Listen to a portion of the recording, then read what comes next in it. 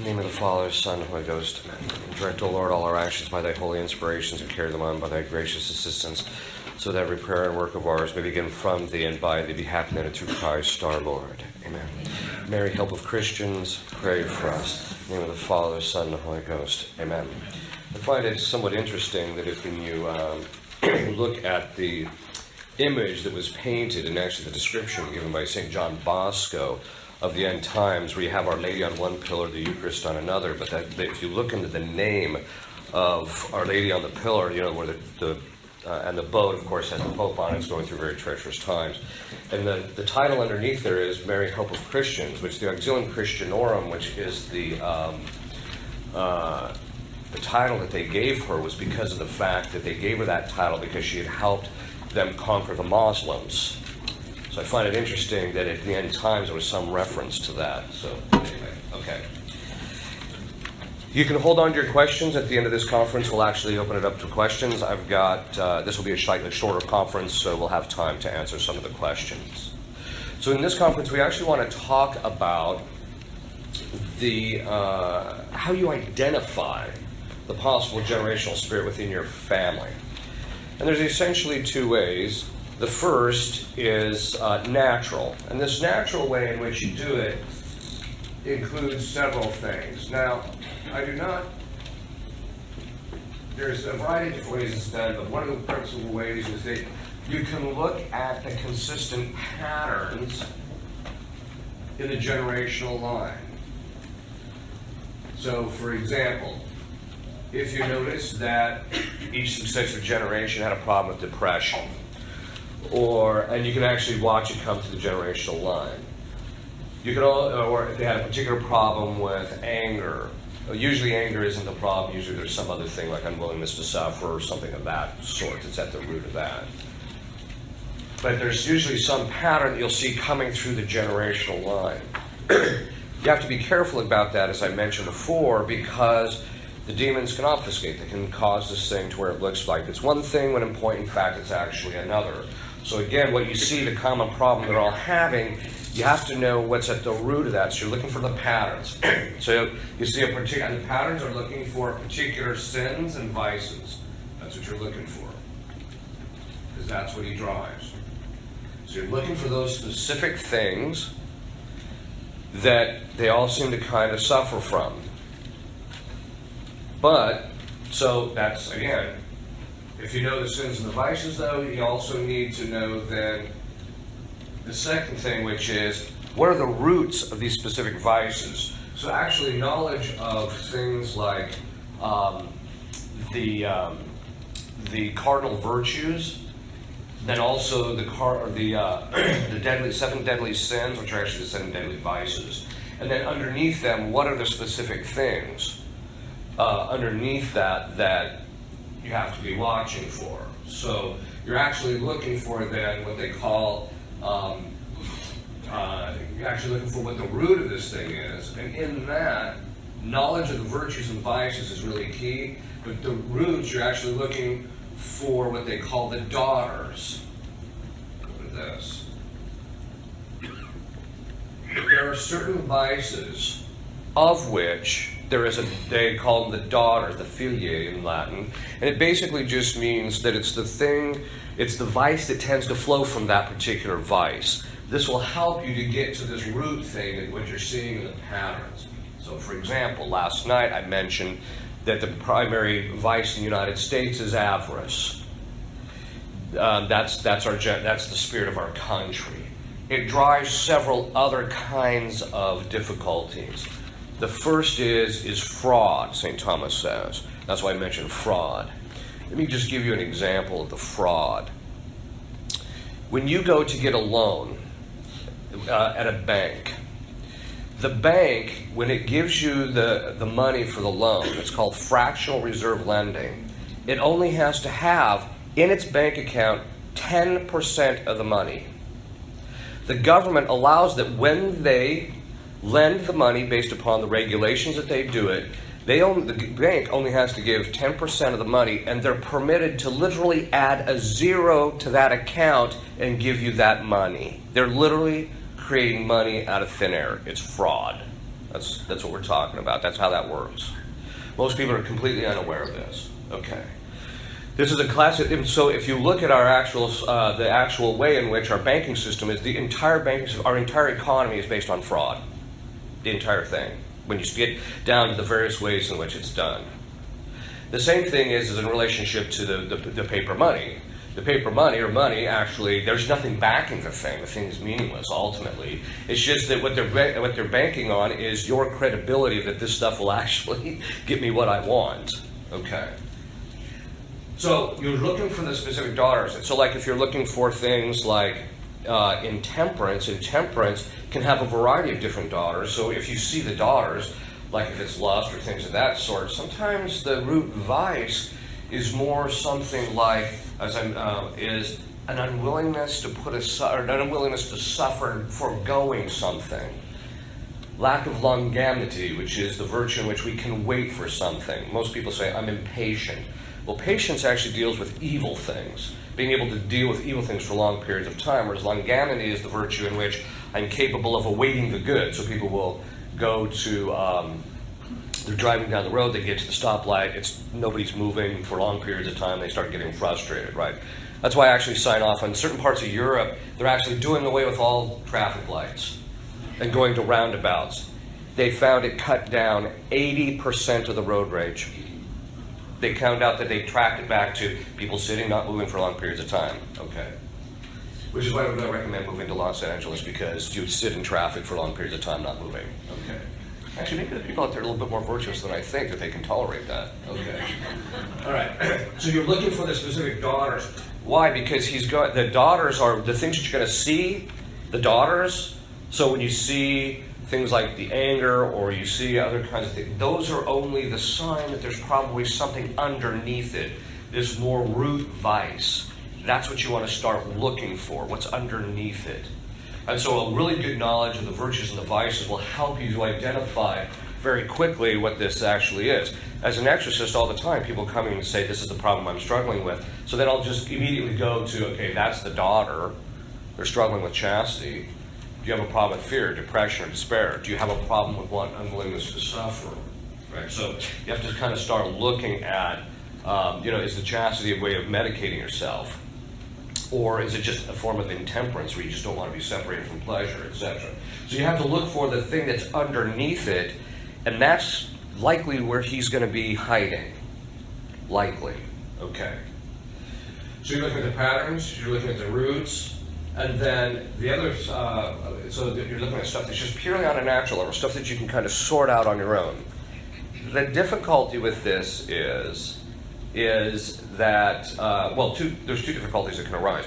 The first is that it's very unreliable. When it comes to the spiritual side of things, we are blind as bats. And that's the biggest mistake people make is, when people come up, as an exorcist, I cannot tell you how many people have come up to me and said, I have a gift of discernment of spirits. Oh, do tell. And then literally, I'm not joking when I say this, I can flip a coin and get better statistical outcome than what I'm going to get from the information from them. And the reason being is because of what? Because of the fact that a lot of times it's just based on emotion or whatever. It's not based on anything spiritual. Rarely have I found somebody who actually really has it. Okay. But that all being said, we're very blind. So when it comes to solving cases of possession, I have 6 academic degrees. They have not helped me solve one single case. Every single case that's ever been solved is a specific grace is given to see what the demon's doing, what his name is, or what's going on. God has to reveal this stuff on the other side because there's so many varieties and variables that we just don't know. So guessing at it isn't helpful. Okay. The second part of it is that tracing the roots back to this can sometimes be difficult if you don't know much about your lineage. Usually people can't get much back past their grandparents. So in the case where this woman was possessed and it was a generational spirit, it was 5 generations. And it was the spirit who had to tell us how he got into the generational line.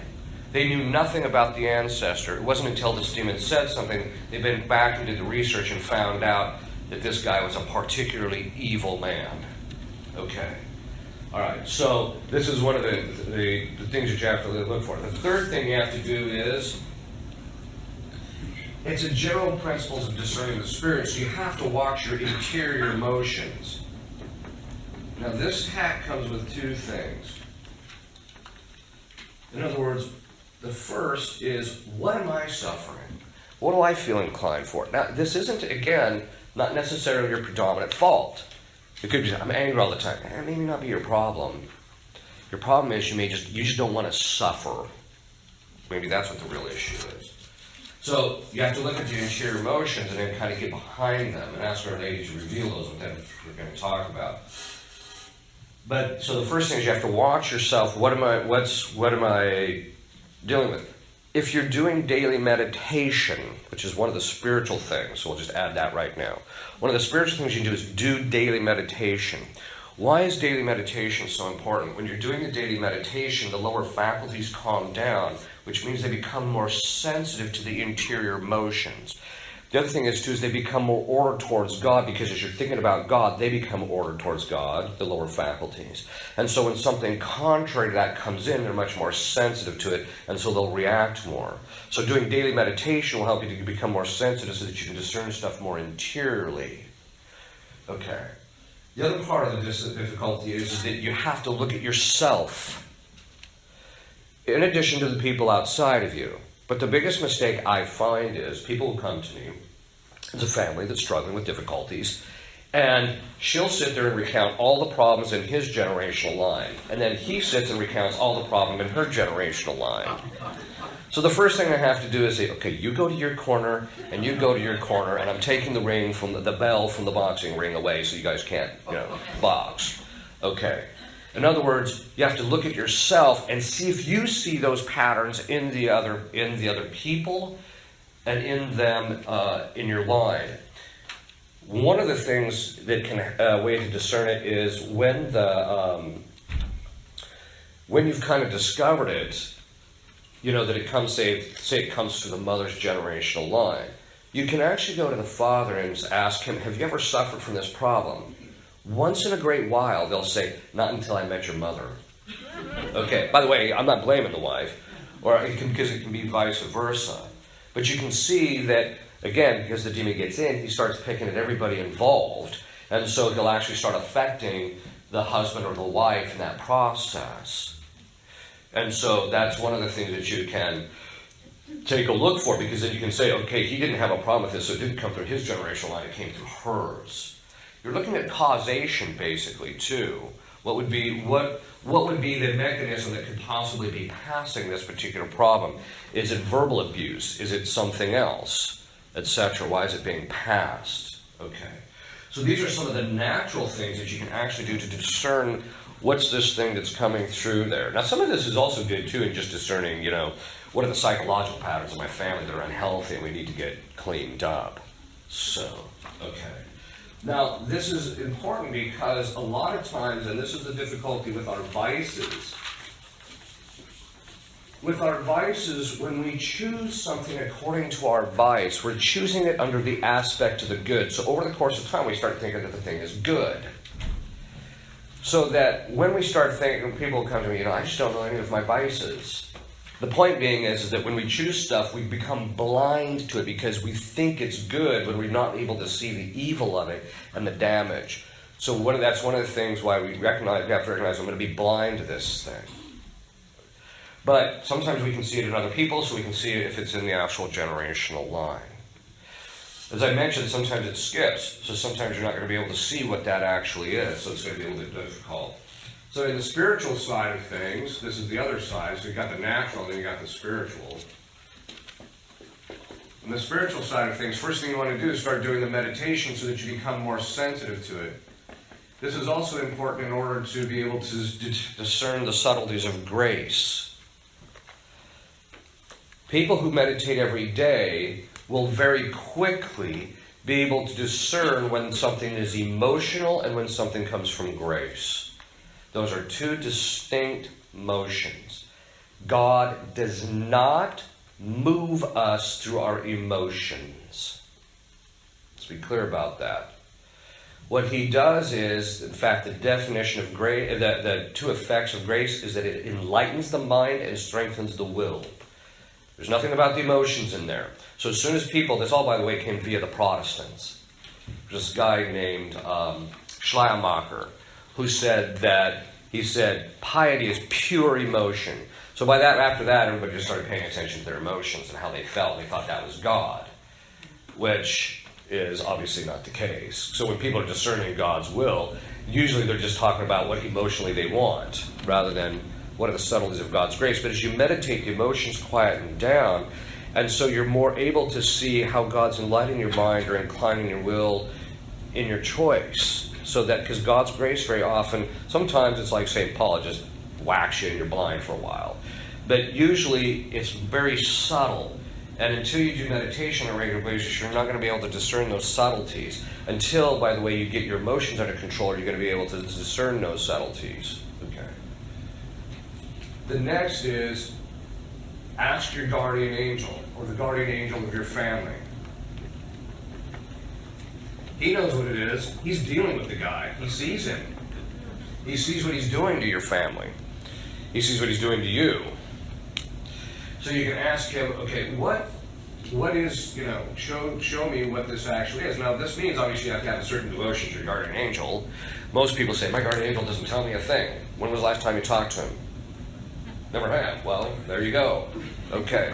So the point being is that as you work with your guardian angel a lot, they'll more likely to give you those inclinations and to do those particular things that are necessary to help you to discern this particular thing that's in your family. So you can ask your guardian angel, devotion to the saints, etc. One of the primary ones is Our Lady of Sorrows. So, to recount, Our Lady of Sorrows, Our Lady, St. Joseph, took Christ to St. Simeon. St. Simeon said to Our Lady, and it says he prophesied, so prophecy doesn't mean telling the future, although that can be part of it.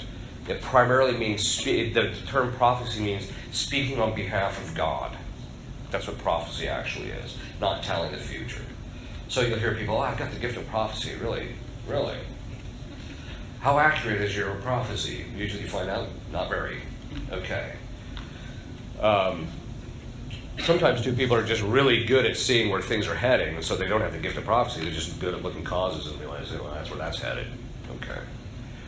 So, but Our Lady of Sorrows said, so St. Simeon said to Our Lady, your soul shall be pierced so that the hearts of many will be laid bare.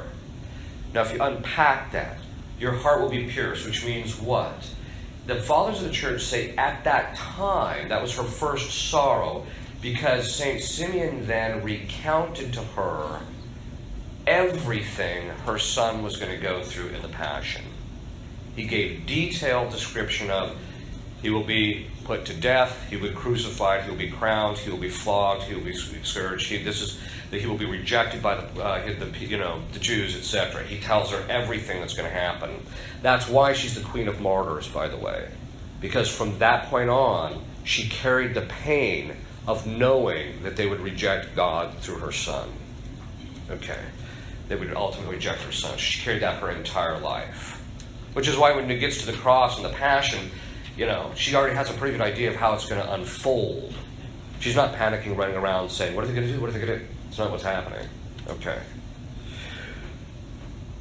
So the first thing is she's going to go through the Passion with Christ. That will merit an intimacy with God that will result in her seeing in him things that nobody else will see. We do this all the time. There are certain things we will tell our close friends or our family that we will not talk about to other people. And the closer they are, the more likely we are to reveal. So, in the case of our Lord, she's, other than the humanity of Christ, she's the most intimate creature in relationship to him, and so he reveals to her. There's nothing that he holds back, really, from her. Okay. So, then, God, though, however, will let her reveal those things to us under certain circumstances, so that the hearts of many will be laid bare. A heart is something hidden. And so she can reveal what's going on. This is why you want to pray to her to reveal to you, what is the generational spirit in my family, or spirits? And she will reveal them. The way it normally works is, usually when I tell people, once you kind of haven't paid too much attention to the natural side of things, what you do is you just pray to her. It doesn't have to be long, although doing a novena is good. But you just pray to her every day, saying, reveal to me what is the generational spirit of my family. And my experience is that usually within a week to two, if you don't already see it, you'll get a grace. It's not the type of thing where you're going to say, well, I think I might have figured it out. That's not how it works in my experience. What'll happen is all of a sudden, boom, you'll just see it. That's what the problem is in our family. And it will probably be something you've never seen before. About 80% of the time, the people who do this say it was not what they had anticipated it to be. But then they go back and they look and they see it everywhere. In other words, the guy is hiding in plain sight. It's just that you're distracted by all this other stuff and you're not seeing it. So she'll give you the grace, which is enlightening of the mind, to see it. And you'll see it, one of the ways it'll be verified is you will see it in yourself. It's not just saying, oh, see, our husband has this problem. That's not what you're going to see. You're going to see something in yourself that you recognize. That's it. And then you'll realize, I have always had a problem in this area because it's generational and it's passed on. You're going to recognize I've pretty much had this my whole life. I've always struggled with this, whether it's fear or depression or intemperance or whatever the case is. Okay, so it will be something which she will reveal that to you. So then once you see it, then we have to, in the next conference, we'll talk about how do I, once I see it, how do I get rid of this guy out of my life, out of my family's life, which, by the way, generational spirits are extraordinarily stubborn. They're very difficult to get out of a whole generational line. In fact, I've never seen it where they got out of everybody in the line. There's always somebody he manages to hold on to. Okay. But there's ways to actually deal with that. The other thing you have to remember is when you see when Our Lady gives you this grace, you're going to immediately recognize all the collateral damage that has resulted from this guy's life in your family.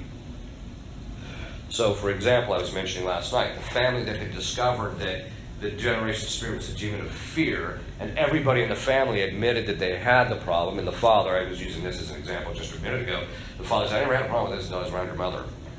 Okay. And, which by the way, he loves her very much, but that's not the question, right? So, what happened is once they saw that, that's when the people in the family began to realize that's why the relationships were so difficult, because they were afraid of being hurt by each other. So, the family was very much mafia style. You know, if you attacked the family from the outside, you would get crushed underfoot. But within the family, so they protected each other in the family from the outsiders, but inside they were beating each other silly because of the fact that the fear of I might get hurt in this process of revealing myself or having that closeness, or be willing to suffer that other individual. So there's this fear. Okay. So that's one of you'll just see the collateral damage that ends up happening from it. The fear then can lead to other things. So you'll see, okay, well, this person suffered from depression, and so they gave into despair because life just never seemed to change, and as a result, that's why they left the faith or things of that sort. So you can find out, because that's his goal, is to get him out. So you'll find you'll start seeing all the causation. You'll see the daughters then. Once you see the root vice or problem, you'll see all the things that flow from it, generally speaking. And it'll make a lot of sense. It'll also make you more benign towards the people in your family, because you're going to realize that the family's been under attack. So, but the point being is that just recognize that this guy's in the family life, and you can recognize that's why this person engages in this behavior. That's why this person is doing this. So that once you begin to address it, then you can actually get him out. Okay. The other things to do of obviously leading a good Catholic life, giving the confession regularly, doing things like that. Watching what you're confessing on a regular basis, not the main stuff, the stuff that's in the background. Watch for that too. Sometimes it's the stuff right in front of you, but usually it's not. So just watching what you're confessing can be generally. The other thing is start taking a look at your motivations for why you're committing these sins. Why am I always chewing my wife out? Why am I doing that? It's not just because of the fact that she happens to put her cup next to the coffee pot or whatever. It has to do with something in me. What is it that's driving that? And that'll help you. So the confession can help you to start to sort some of that out. Okay. We're going to stop there. So this is the way you're going to start to discern it. The main thing, though, is Our Lady of Sorrows, asking her to reveal. Because you're going to need a grace if you're going to see the clarity of this. And sometimes she will give you a grace to see an event that set it off. Especially if it's the type of thing where the generational spirits don't go back very far. You'll see, oh, whoa, it was because of this, and then that's when all the problems began. Okay. Any questions? Yes? I haven't thoroughly thought out, but basically, why, so let's say you start to try to discern and go through all these steps, and you're not totally successful, maybe you're a little bit successful, quote unquote, but then the fallout, so after death, and you suffer the rest in purgatory or hell, or, do other people rely on your efforts in the family? Can you kind of bear their suffering and help them, like cousins, brothers, moms? Yeah. Ooh, that was a lot. That's one question. Do you have to spend time in purgatory and hell? His goal is to get you under him in hell. That's his goal. To get you to fall so that in hell you're under him. In purgatory, you're only going to suffer, you'd only have to spend time in purgatory for anything for which you were complicit in. The degree of the complicity, too. Because sometimes people are affected more than others. Usually the person affected the most is really off the rails. It's very often the person who's least culpable. But not always. So you kind of have to look at that. Can you help the other cousins and stuff like that? That we're going to talk about how you clean up the generational line, because there's very specific things that happen, and sometimes you can only clean up your line. You can't clean up their line. You can tell them what the root cause is, but you can't necessarily clean up their line. So, but we'll talk about that in the next conference. Yes? They can't hear your question. We don't have a microphone.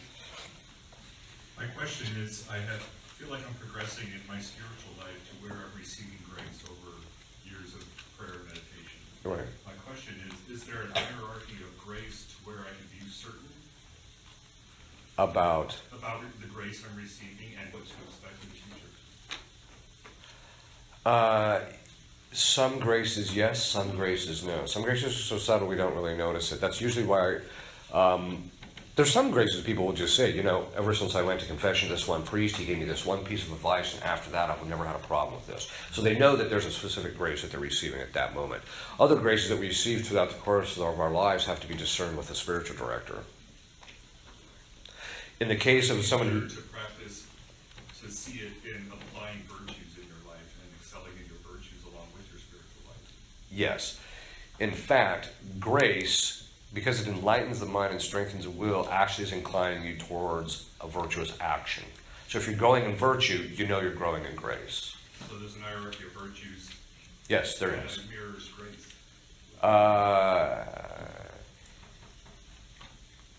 Well, the problem is the word grace is a very broad category, and yes, there's hierarchies, but that's a whole conference on its own. So to answer your question, yeah, there is, but there's also a hierarchy of virtues as well. So there's a hierarchy of grace, but you don't want to assume it, but practice virtues and you'll be saved. Yes, exactly. Anne's in control of the mic, so you have to get Anne. I just laughed immediately when you said that.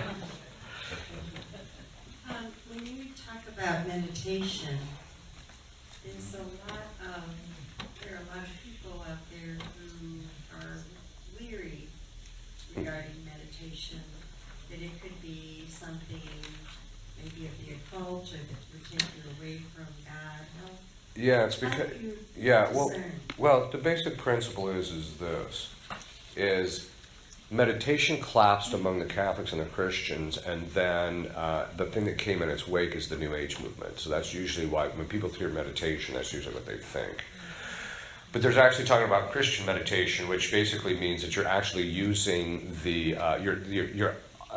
what determines the meditation in large part. There's also method, but in large part is object of meditation. So in the Christian meditation, you're actually contemplating God, the saints, some perfection in them, etc. That, if you want to know, it's a really good book on meditation. It's just called The Ways of Mental Prayer by Lahode.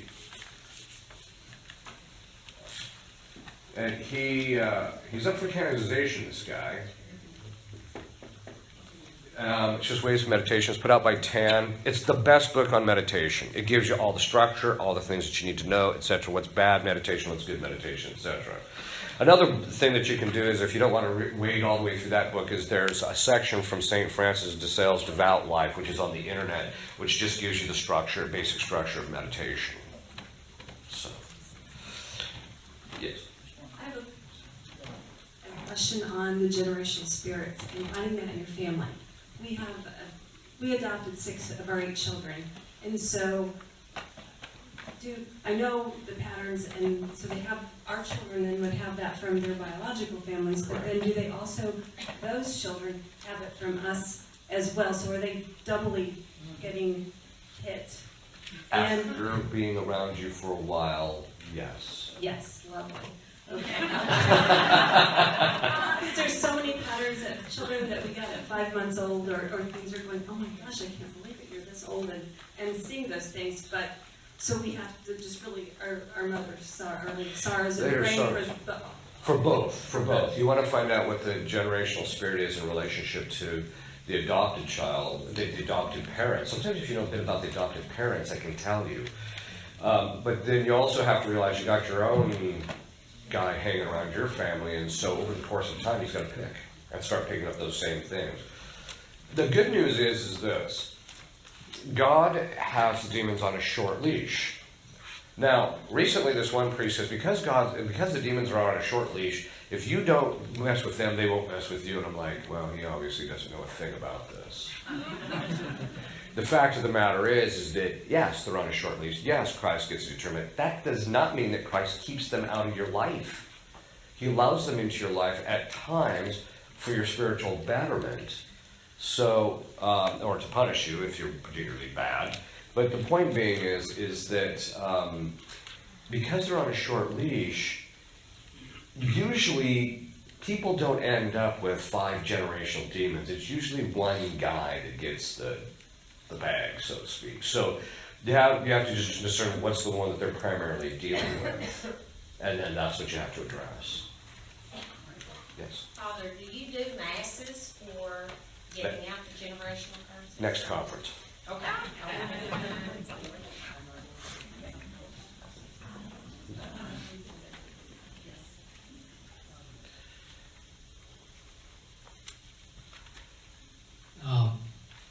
Father, I wanted to pick up a little bit from what you said last night too, with how generational spirits don't steal your races.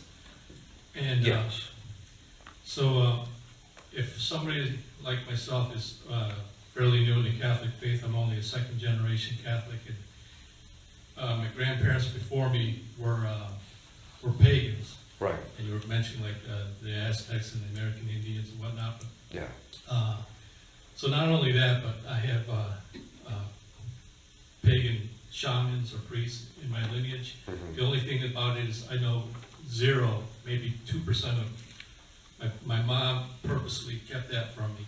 Oh, okay. So my question is, how important is it to know that, or is it even important, or to just begin where I know what I can see today in myself, like you said, start with yourself? Yeah, I would say that unless you're seeing something distinctively that's been passed in your generational line, then I would just focus on In other words, because they were engaging in this, these particular problems were seen in the family, and so I've suffered from those problems as well, even though I'm trying to be Catholic. Then I would say, yeah, then you probably might want to get to know a little bit about that, but usually my experience is if you just find out who he is, what kind of spirit he is, so to speak, then from there you can begin applying the things necessary to get him out without knowing all that other stuff. A lot of times we don't know where this generational thing came from. So this family that had the generational spirit of fear, we were able to track it back through his grandfather, but after that, that was it. We couldn't figure out where it had actually come from. So a lot of times you're not going to know this, and you don't need to. You just need to know what his nature is. Is it a demon of anger? Is it a demon? What the vice he tends to drive? And then from there, you can actually address it. We'll also talk about what you can do in relationship to those things in the past to make up for them, so that they don't affect, so that God will be benign and give graces to the subsequent generations. Okay.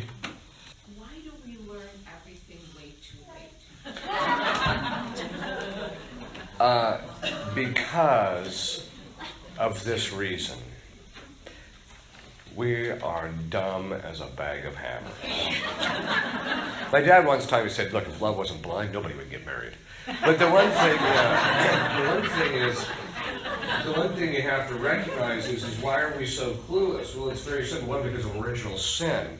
It says in the Psalms that God made us a little less than the angels. And according to the fathers of the church, Adam and Eve's native and raw intelligence was borderline right underneath the lowest angel. So what does that mean as far as that you're talking somewhere on the magnitude of 200 to 300 IQ level that they were originally created with. So, but then of course, and it's kind of funny, there's a thing called genetic entropy, which, by the way, destroys the idea of evolution. But there's a thing called genetic entropy where literally, genetically, each subsequent generation is deteriorating. We're getting dumber, which is pretty obvious. I mean, I think you can just take a look at things. But the thing is that what happens is in the intellect, when you think of what you're going to do, and you think, I could steal the chocolate and eat it, right? But it's stealing it, right? But I still want to eat the chocolate. So then you say, so then you steal the chocolate, and then eat the chocolate. Okay. Now, what has to happen in this, St. Thomas says, he says, the will cannot choose evil as such. It has to choose evil under the aspect of the good. In order to do that, in order for us to commit the sin, which is choosing the evil under the aspect of the good, the will has to move the intellect to ignore or remove from what you're considering the thing that's evil. You don't think to yourself, but this is theft. When you're actually choosing it, you're choosing what to eat the chocolate. Not, I'm choosing to steal. That's not what you're doing. That result is the minute you move the intellect to do that, you're moving it contrary to its nature. Because its nature is to recognize the truth of it, and you're telling it, ignore the truth so that I can choose this thing. The definition of violence is action contrary to the nature of a thing. Every time you choose that, so it's action contrary to the nature of the thing, the principal effect of violence is you weaken the thing. So every time you sin, you get dumber. All of us do, right? Okay. But going back to your observation, there's also demons of oppression. And what do? It's true that some of it is psychological. We just learn this, right? The father basically teaches the daughter, this is what masculinity is. That's what it is. And so when she sees it in her father, now some women will look at it and say, my father was a mess, I'm not going anywhere near that. Okay. But sometimes they don't. They recognize this. It's called implicit learning. We just make these associations unconsciously. And so then when we go to see when we see somebody, then it picks up on this is a type, this is a man, right? So this is the type of guy that I should pursue. Unconsciously. Okay. But there's also a thing called oppression. The demons can actually, if you have a generational spirit in your life, he can move people outside of you and outside your generational line who have those same problems because he's got power over them to get into your life. That's what Deacon ends up doing. The first time I recognized this was there was a woman who was possessed by a demon of fear, and the fear, the demon used the men around her to cause her damage, to become wounded, so that she'd become more fearful, so she could gain more power over her. And so that's why he drove that cycle of her going from guy to guy to guy to guy, so that she'd just keep getting wounded and more wounded. Okay. The point being is this, and so it's a demon of oppression where they move the people from the outside to cause us damage or for us to get into their life. So that's something that we need to, you need to be aware of. Just say, okay, this is a demon of oppression. This demon is going to drive people, these same people with these same kinds of problems to want to be part of my life, and I have to just be very careful about it. And see, if I see that this person has a problem with alcohol, sorry, bud, I don't care how much money you got, I don't care how good looking you are, I don't care any other attribute you have, I can't be around that. Okay. Next question. I never knew that wand made you so powerful. Since we do not have the exorcism and baptism anymore, is there any way that we can overcome that, particularly like this gal said over here with adopted children, and we don't know any of the background? It's still part of the new rite of baptism. The problem is most priests skip it. Yeah, it's been skipped. Yeah. In which case, then, okay, you can say, if you start to see this pattern in your children, get them to a priest who can say the prayers with them to see if you can get it broken. So he can still say those baptismal prayers. You can still, the priest can say those prayers that would have been said at baptism, and they could still be effective. No, once the baptism ritual is completed, you can't go back. The only time I've ever seen it permitted is in case of possession where the bishop gave specific faculties to a priest to use them. But I've never seen them actually solve the problem either once they're... Now, they do solve the problem if it's done during the baptism very often. But it's a subsequent, in other words, subsequently, the bishops virtually never give permission. I've only seen it once. So you just have to take other means. So you ask the priest, you go to the priest to ask him to pray what? He's going to have to do some other kind of prayers of deliverance over the children. We'll talk about that in the next conference, because I'm going to talk about what you can get from a priest as far as helping you get this guy out of your life. If a priest has discerned witchcraft, sorcery, and divination in the ancestry, what else do you have to do about that? Keep your kids away from the metaphysical section in libraries. No. Yeah, again, we'll talk about more about that in the next conference, because there's each individual spirit has its own sets of things you have to do.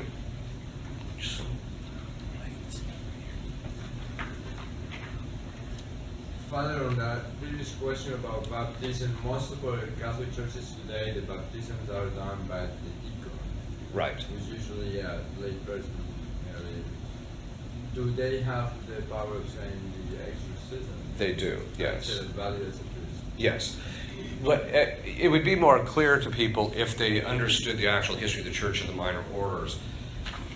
Once you have one of the orders, like the major orders, you have all the other orders.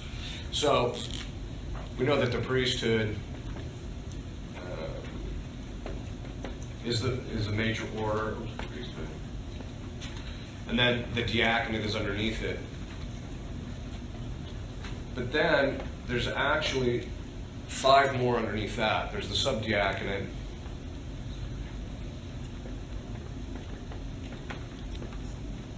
which is designed specifically to serve at the altar underneath the deacon, to assist the deacon. But then there's also the acolyte. This is one of the things that's a bit of a difficulty. I was having this discussion within the confines of my community. And this is actually a very interesting question. Acolyte, lector, exorcist, and then porter.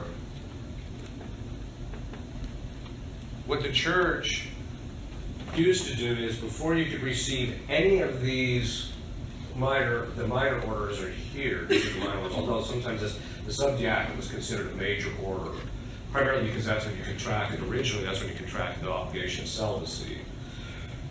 But before you become a porter, they have what they call tonsure. And why am I going into all this? Because I think it'll help you to see something, which I think the church will restore eventually. There's already been some discussion among some of the theologians of the necessity. So once the theologians really start signing off on something, it's a matter of time before it works its way up. Okay. Tonsure is basically they cut your hair. That's what it basically means. But in that, it's the technical term, technical phrase for that ritual is the order of making a cleric. What this is where you went from being a layman to a cleric, not the diaconate. It was done originally here. And once you became a cleric, it meant you were rendered a sacred person. That meant that once you were rendered a sacred person, you could then receive the sacred orders, but not before then. What they did is they decided to do away with all of the minor orders. And now they have what they call ministries. So they received the ministry of lector and acolyte. The ministries the church has ruled recently are not the same thing as orders. Ministries is the permission to do something with, it's the ability to do something without gaining further permission. It's not an actual office that you receive that changes you in some way.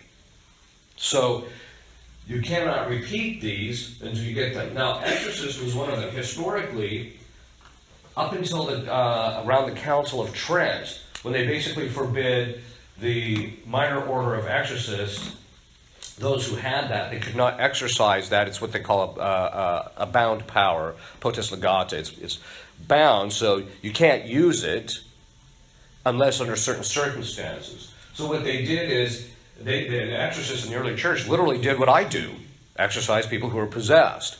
But then they eventually made it, said, no, only priests can do this now. This is at the Council of Trent. But once you receive the diaconate, de facto, all of these are included. So they have them, but here's the kick. Because they did away with this in the New Rite, what happens is each time you go through these orders, you're going through a ritual where the bishop is asking for you to receive specific graces for that order. As a result of that, when you get to the diaconate, do you have all the orders? Yes, but you don't. And do you have the grace of those orders? Yes, but you don't have the grace of the ritual of having gone through the orders. This is a significant thing. I actually had a case of possession where the demon, or the woman when she was possessed, would manifest, could tell which priest had gone through it and which hadn't. So it's one of those things that you're just like, So the point being is, they used to do this originally. So the deacon, because the deacon actually contains the order of exorcism, when he does the exorcism, it's with the actual permission of the church, and so it's a sacramental, and so it has the effect. So, in fact, in theory, it's possible for the deacon's exorcism to be more efficacious than the priest, because the deacon could actually be more holy. And so when he's saying the prayers, it can have more effect. On the other hand, the level of order also has an impact on that as well. But the point being is because he has the diaconate, he also contains the order of exorcism, so he can actually, that's why the church allows him to say those prayers. So it should have its effect. In fact, I've never seen it say, well, it's because it was a deacon, and that's why it got to stick around. You never hear demons talking that way. So if most families have some kind of generational spirit, and our families are coming apart, why don't all parish priests have the order of exorcism? Well, they do, by virtue of the fact that they were ordained to the diaconate. So they all have faculties that they can perform exorcism? Order and faculties are two different things. The order is the power, which is distinct from the right to make use of that power. Why don't they have the right? Because the church restricts it.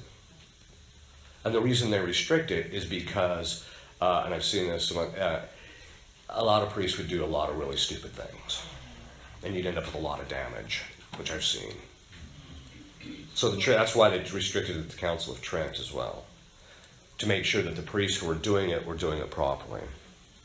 So instead of having the help, we don't have the help because priests are stupid. Really, I mean, that's what it boils down to. I mean, I hate to be so frank about it, but that's the nature of it. So, in fact, one of the reasons we started this society is because of the fact that we were trying to start one of these society is because of the fact that there's a lot of dioceses that just don't have a priest that's adequate. Because you have to know, you should have some knowledge of Latin. You have to have a general sense of how this stuff works. You have to have common sense, which a lot of priests don't have. You have to have basic common sense, and you also have to have a pretty decent understanding of the spiritual life.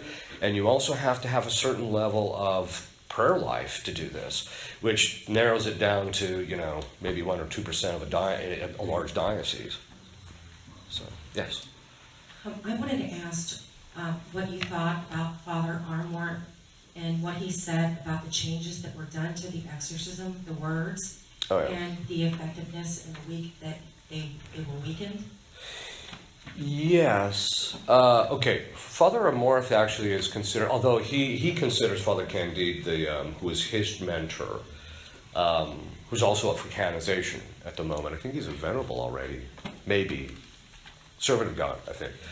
I mean, Father Candide was the mentor to Father Amorth, but a lot of the exorcists consider Father Amorth kind of like the father of modern exorcism, because he was the guy that really transitioned it through that time in which the church just gave up on it. He was still doing it, right? And then he managed, through his books and through his talking, he managed to bring it back to some degree. So they all considered him the father of modern exorcists. As to his observations about the new rite of exorcism, yes and no. I'm a tad more benign, ironically, I'm a traditional priest, but I'm a tad more benign to it than most. Is it less effective than the old rite? Generally speaking, yes. And the principal reason is for two reasons. One, he's right. There was no trained exorcist on the panel that put the thing together. And you can tell it, You start this exorcism, right, and then all of a sudden, it says, okay, now you stop and you bless the water. Excuse me? This thing is sticking to the ceiling. You don't have time for that. That should have been done before you even walked in the room, right? So in other words, it just wasn't written well.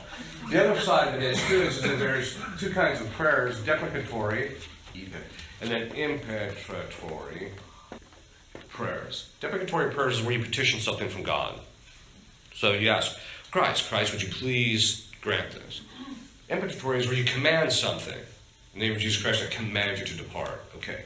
What they did is they removed almost all of this in the new rite. It's there.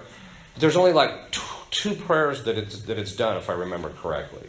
The rest is all deprecatory. The second thing is, in the imprecatory stuff, they drastically reduced the force of the prayer. Prayer begets what it signifies. What you ask for is what you get. So, like, an example is, in the old rite of exorcism, there's a section where you're literally, it's literally, by the power of God the Father, I command you. By the power of the Son of God, I command you. By the power of the Holy Spirit, I command you. By the power of His incarnation, I command you. And you're just like hammering this thing, right? Through these constant commands based on various things. In the new rite, they removed a lot of that. The second thing is that they also removed certain things where a lot of diagnostic stuff was removed. So, for example, and then I'll talk about why I'm a bit more benign towards it. The other thing that they did is that they removed is things like, there were sections where causa invidia, you'd go through this whole thing where you were literally naming the things that Satan was guilty of, right? So, the cause of envy, the insider of lust, the insider, of incest. You just go down this whole list of all this stuff that he was guilty of.